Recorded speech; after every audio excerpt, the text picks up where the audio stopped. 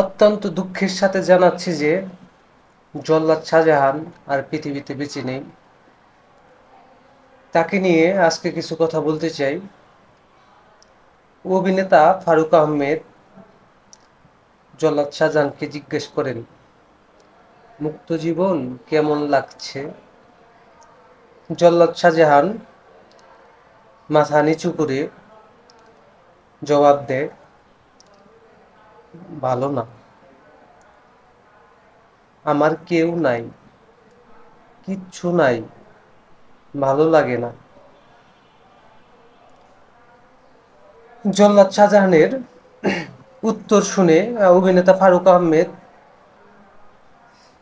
তিনিও মাথা নিচু করে তার কথায় শিহরিত হয়ে ওঠে। সারা জীবন চার দেয়ালের মাঝখানে কাটিয়েছে, কিন্তু সে মুক্ত হওয়ার পরেও তার ভালো লাগতেছে না, কারণ এই পৃথিবীতে তার কেউ নেই। তাকে আবার অভিনেতা ফারুক আহমেদ জিজ্ঞেস করেন, কি করলে ভালো লাগবে? জল্লাদ শাহজাহান সঙ্গে সঙ্গে উত্তর দিল, মরে গেলে।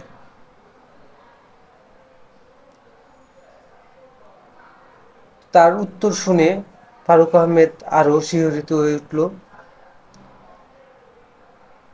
তো ওইটাই বলতে চাই যে মুক্ত জীবন জীবন না। জল্লাদ শাহজাহান মরার আগেই মরে গেছে এবং তার ইচ্ছাই পূরণ হয়েছে।